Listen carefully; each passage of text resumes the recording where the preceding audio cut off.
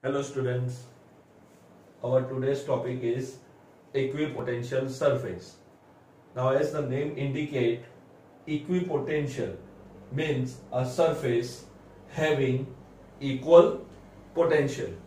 So let us first define the definition, what is equipotential surface, and then we will try to understand its meaning.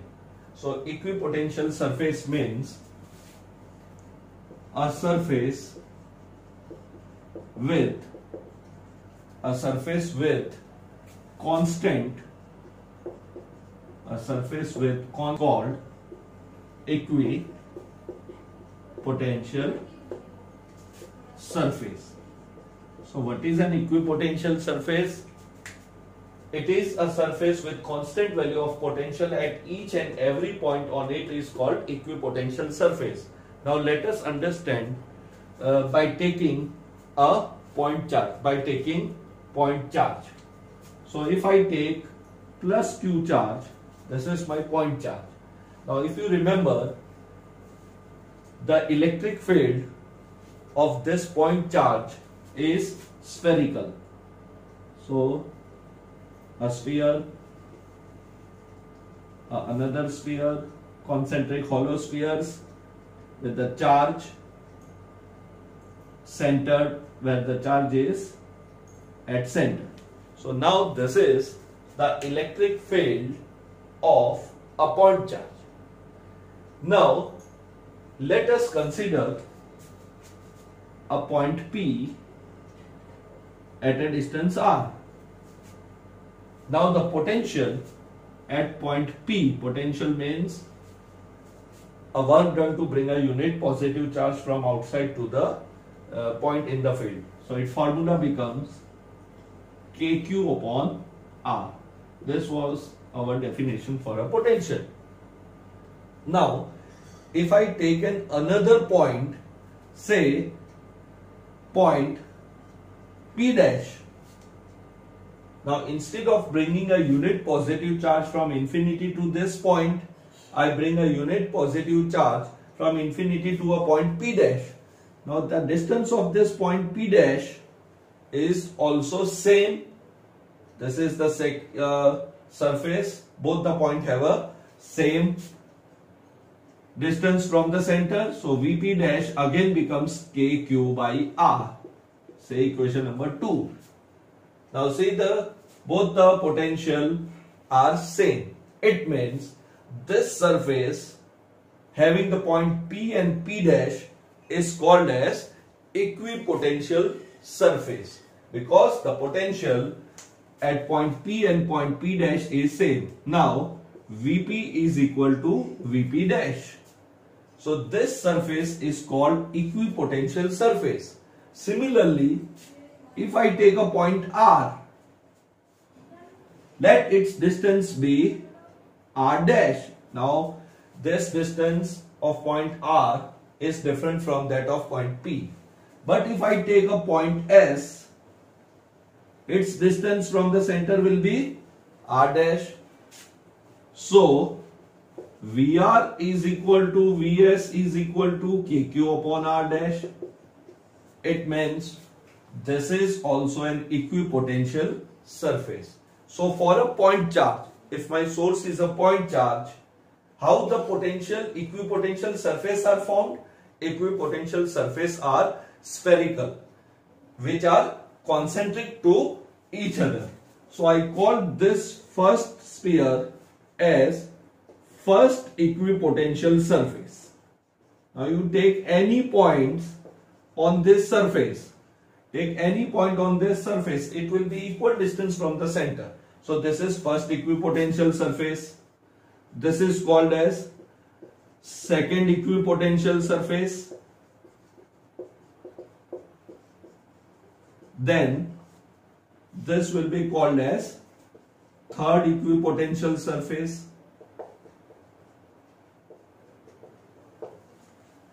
So for a point charge, if I say how many equipotential surfaces are there, so for a point charge there can be number of concentric spheres. They are infinite equipotential surface here we have shown three equipotential surfaces where the potential of point P and P dash is same. The potential of R and point R and point S is also same. So it is an equipotential surface. A surface with constant value or same value of potential at each and every point on it is called equipotential surface. So what we conclude is for a point charge,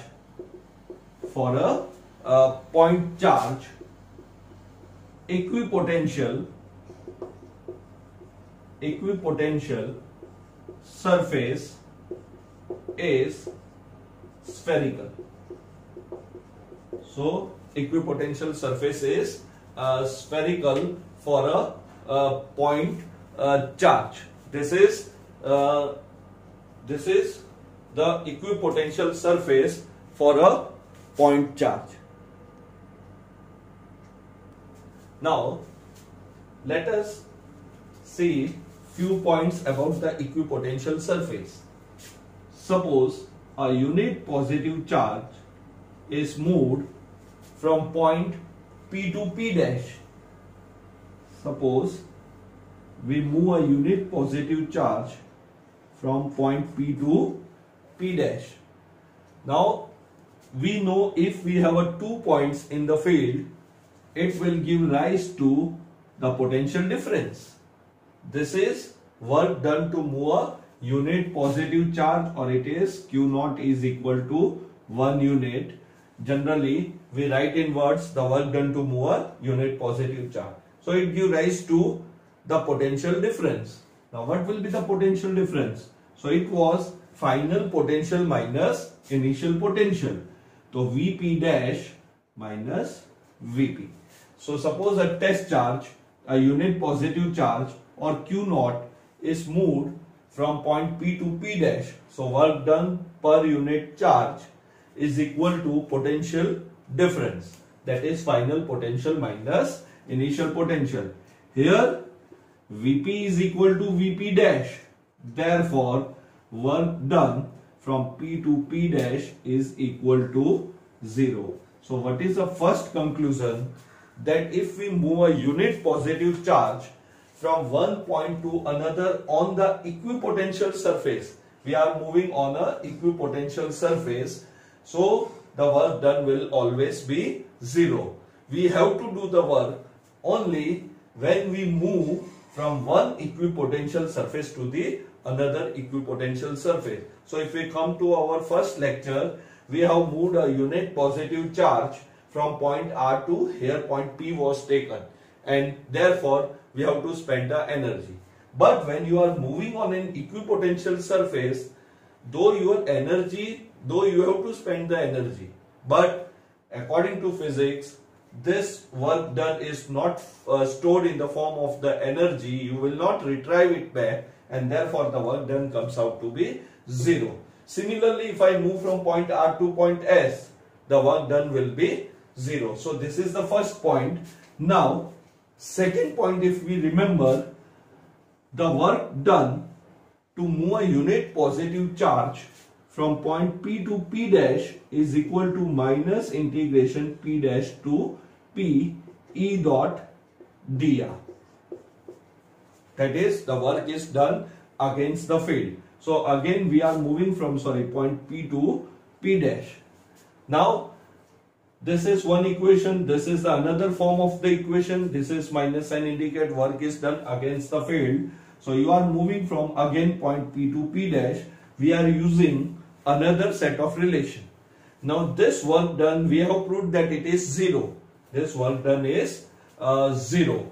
So now if we assume that this point P and P dash are very close to each other, suppose P and P dash are close to each other such that limit delta R tends to 0. So these 2 points are very close to each other, say P to P dash. Then this equation can be written as work done from P to P dash is equal to minus E dot dr. So instead of doing the integration, now since the point P are lying very close, P and P dash are lying very close to each other. So we are writing this. Now the work done is 0. So 0 is equal to minus E dr cos of theta. So now E cannot be equal to 0 because we have a source. So electric field is not 0. Dr is not equal to 0 because you are moving from one point to the another, though that point are very close to each other. So if I need to find out if this equation is 0, then the only possibility is that the cos theta should be 0. So if this work done is 0, it is possible only when cos theta is equal to 0. Now where the theta is 0, so theta is 0 at 90 degree or pi by 2 radian. Now when we write E dot dr, E dr cos theta, theta is angle between E vector and the dr vector. Suppose you moved from point P to P dash, these are very close to each other. So if theta is in 90 degree or pi by 2 radian, we conclude that E vector is perpendicular to the displacement. So what is the conclusion of this? That for an equipotential surface, now it is clear from the diagram also, electric field lines are radially outward. Electric field lines are radially outward. So this is our electric field lines. Now if I take a small displacement, say dr, this angle always remains 90 degree. So for a small displacement, this dr remains 90. So I have to take a small displacement, this angle comes out to be 90. So at each and every point on an equipotential surface, the electric field intensity is always perpendicular to the displacement. So if I say this is the equipotential surface and this is the source charge, the electric field lines are radially outward or inward depending whether we have a source as positive or negative. So if I divide this entire path into small element, you have to remember that this electric field intensity is always perpendicular to the dr vector. Now let us see the equipotential surface when the electric field is one-dimensional or uniform.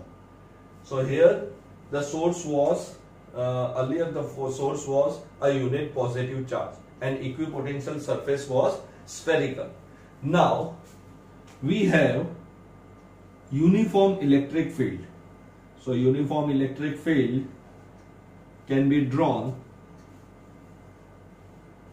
by equidistance field lines. So these are the field lines indicating that the electric field intensity is uniform. Let the field is along x-axis. So all these charges are positive, or here we have a negative charge. Now we have to find out the equipotential surface. Now what is an equipotential surface? You see that you have to take a surface with a constant value of potential at each and every point. So I have to think about a surface. Remember, the equipotential surface is planar or it is three-dimensional, or we have the equipotential surface in the space. So either it should be two-dimensional or three-dimensional, but equipotential surface cannot be one dimension. So now I have to think a surface. Earlier source was given and we found that the electric field intensity, electric field was spherical, and that spherical electric field was an equipotential surface. It consists of number of concentric spheres with a charge at the center. Now equipotential surface should be planar or it should be in a space. Now the only possibility is that your surface is in a plane which is normal to x-axis. If the field is along the x-axis, this is the field along the x-axis, I have to think about a planar or a surface such that the point on that surface have a same value of potential. So the only possibility is that suppose I take this as a plane. So this plane should be normal to x-axis. It means the plane should be in YZ plane. So either you say the plane is normal to x-axis or the plane is parallel to YZ plane. So this is a equipotential surface. So this becomes our y-axis and this becomes our z-axis. Now if I take a point, any point, say point P, P dash, R. Now all these points are equidistant from this positive charge, or they are equidistant if we take negative charge on this side. So if electric field intensity is along x-axis, equipotential surface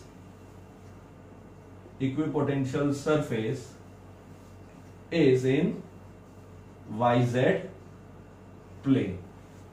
So electric field at each and every point will remain same, and from this it is clear that if I move from point P to P dash or point P to R or anywhere on this surface, the potential comes out to be same. So work done will be 0, and it is also clear that the field lines are normal to the equipotential surface. The field lines are normal to the equipotential surface. Similarly, if E is along y-axis, then your equipotential surface will be along xz plane, and if the field is along z-axis, our equipotential surface will be in xy plane. So this is all about the equipotential surface. So we wind up this equipotential surface for point charge. For point charge, equipotential surface is spherical. Second, if we have uniform field, along any axis, so the field is uniform along x-axis, then equipotential surface is normal to that axis or parallel to that plane. So if it is along x-axis, normal to x-axis, the plane is YZ. Third, work done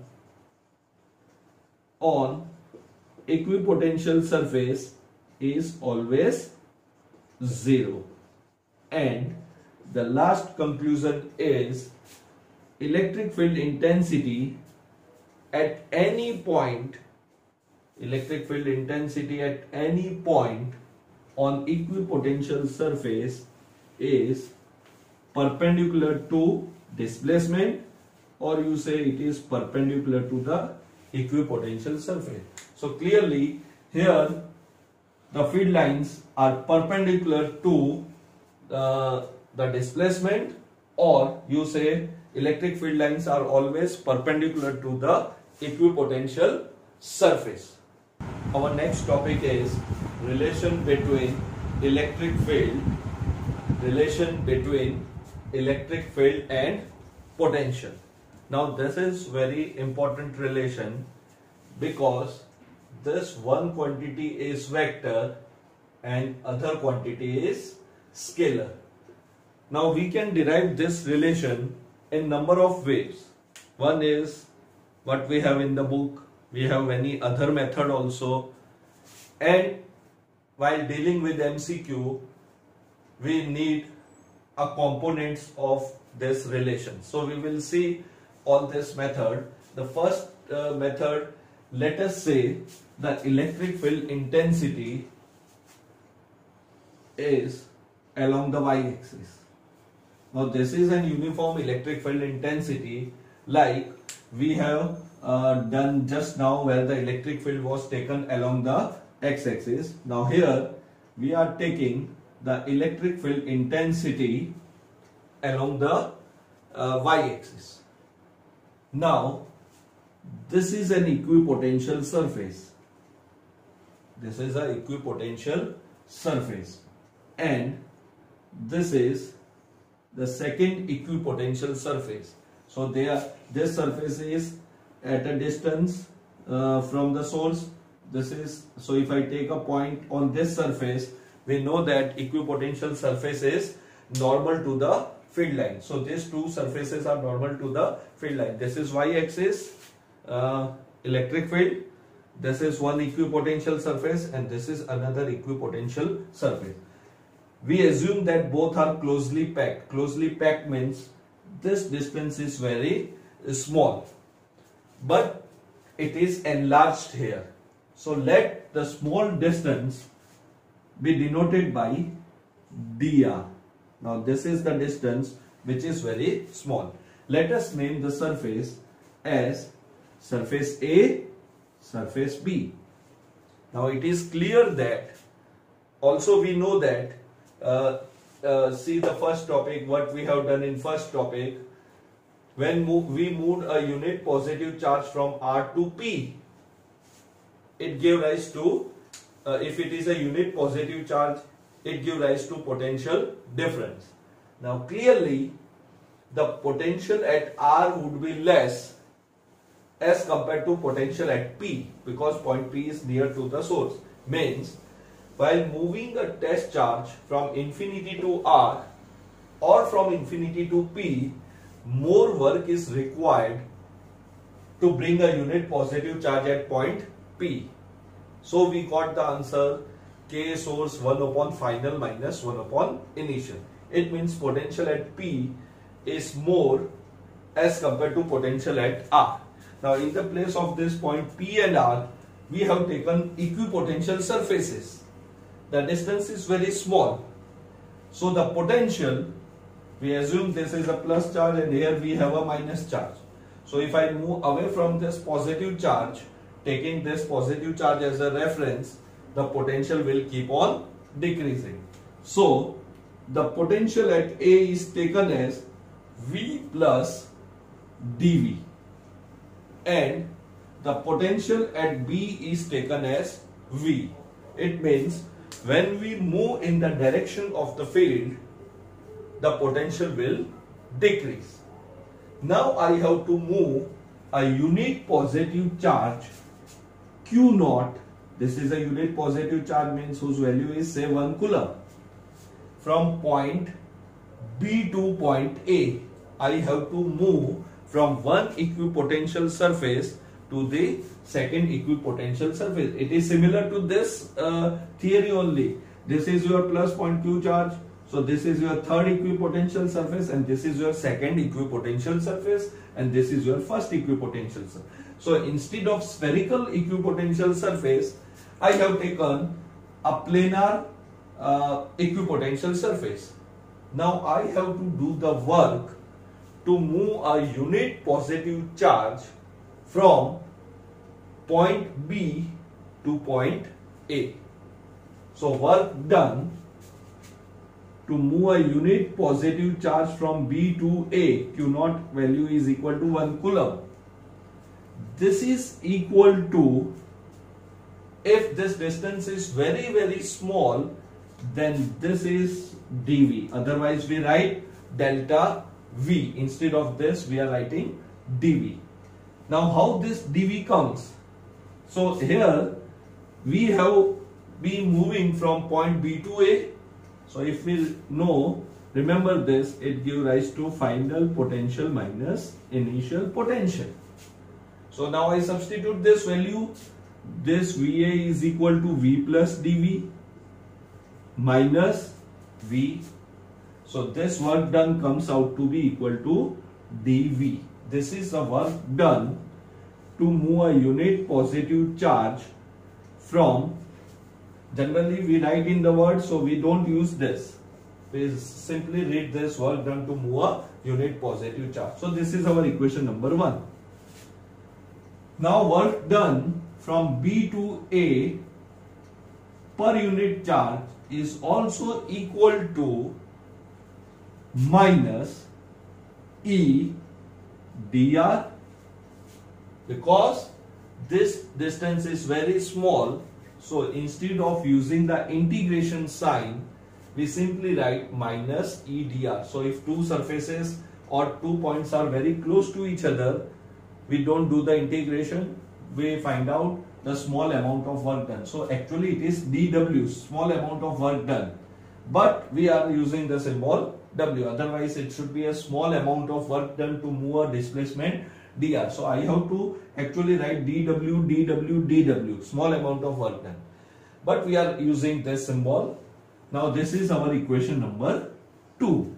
So this is work done to move a unit positive charge against the field. See, the charge is plus and you are moving, this is surface is also a plus, so you are moving against the field, which is the negative sign is there, or the electric field is radially upward and the displacement is downward. So it becomes actually E dr cos theta. Here theta is 180, so we got a minus sign. So either you increase the steps, you write E dr cos theta. Now where is E? E is in y-axis. You are moving along the negative y-axis, that is opposite. Theta is 90 degree. If I move from this point to this, then this angle is theta, then I have to write E dr cos theta. Here theta is 180. So now equating these two equations, now comparing this equation 1 and equation 2. So comparing equation 1 and equation 2, we arrive at an important formula. dV is equal to minus E dr. dV is equal to minus E dr. Therefore, what is the relation? Therefore, E is equal to minus dV by dr. So this is the relation between the electric field intensity, and this is read as change in potential with respect to distance, and here we have a negative sign. So from equation also we can say that the electric field is in the direction where the potential, where the value of potential decreases steepest. Means when we move in the direction of the electric field, the potential keeps on decreasing. So if this equipotential surface is at 100 volt, it is 90 volt. Another equipotential surface, suppose we have, that is equidistance from this, it will have 80 volt. So what does equipotential surface indicate? That electric field is in the direction, electric field is in the direction in which the electric potential decrease, or decrease in the electric potential is steepest. So let us see the conclusion. Let us see the conclusion. Electric field is in the direction.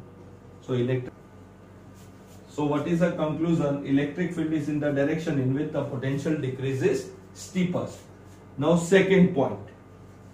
Let us take its magnitude. So in the terms of magnitude, electric field is equal to, so if I take a magnitude, I will remove this minus sign.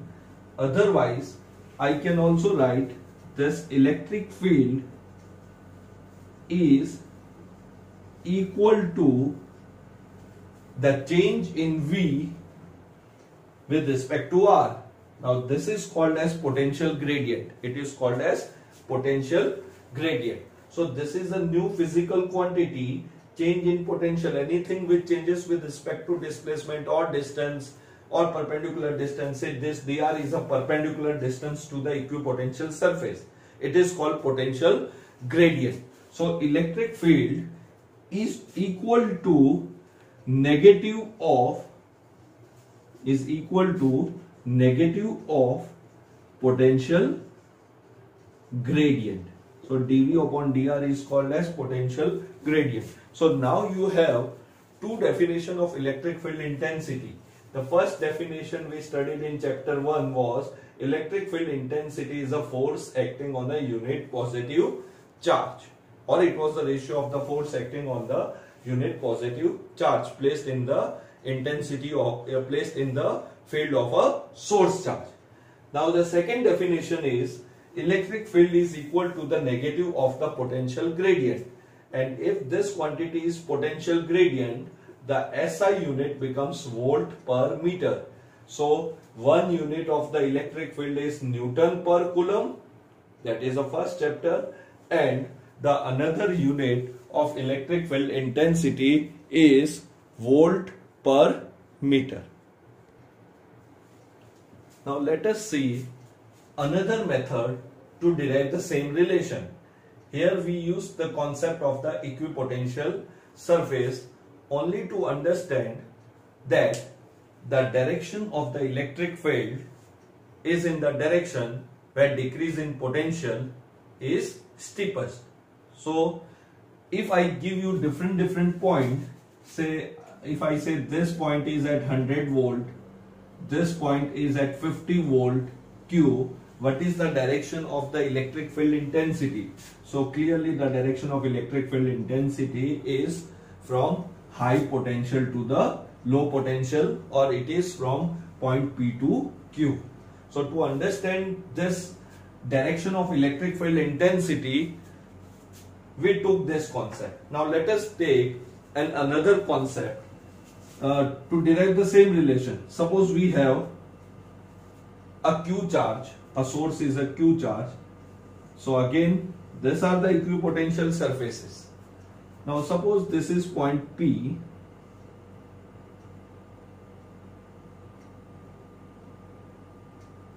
and this is infinite.